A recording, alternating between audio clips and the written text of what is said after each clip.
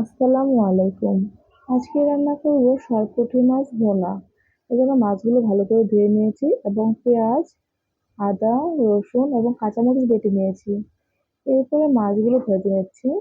Finally মাছগুলো কিন্তু ভাজা হয়ে গিয়েছে। এরপরে চুলায় আমি একটি কড়াই বসিয়ে দিব। তারপরে দিয়ে দিব পরিমাণ মতো তেল।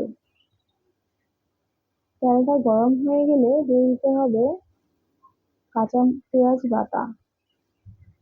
তারপরে দিয়ে দিব রসুন বাটা। এরপর দিব আদা বাটা। এখন দিয়ে দেবো কাঁচামরিচ বাটা। সবগুলো উপকরণে আমি সুন্দর করে বেটে নিয়েছিলাম। এখন আমি ভালো করে ভেজে নিচ্ছি।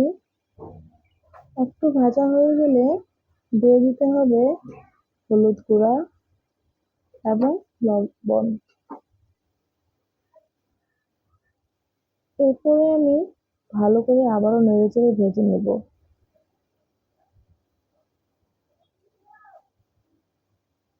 এখন একটু পানি অ্যাড করে দেব, দিয়ে আবারও একটু নেড়েচেড়ে ঢাকনাটা দিয়ে ঢেকে দিব।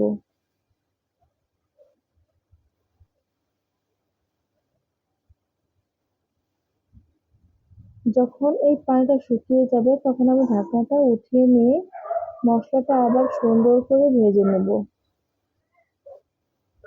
এবার ভাজলে কি হয় জানেন, যে আদা রসুন এটার যে একটা কাঁচা কাঁচা গন্ধ থাকে সেটা কিন্তু চলে যায়। দেখেন ফাইনালি কিন্তু আমার ভাজা হয়ে গিয়েছে। এখন আমি দিয়ে দিচ্ছি মাছগুলো। মাছগুলো দিয়ে আবারও একটু নেড়েচেড়ে ভেজে নেব। এখন দিয়ে দিচ্ছি ঝোল। যেহেতু ভুনা ভুনা করবো এই জন্য আমি খুব সামান্য পরিমাণে পানি অ্যাড করেছি। এখন একটু আবারও নেড়েচেড়ে ঢাকনা দিয়ে ঢেকে দেবো। ফাইনালি কিন্তু আমার তরকারিটা হয়ে গিয়েছে। স্পাইসি এবং ডিলিশিয়াস হয়েছে। আলহামদুলিল্লাহ। সবাই মাশাআল্লাহ বলবেন। আমার থাকার জন্য সবাইকে অনেক অনেক ধন্যবাদ।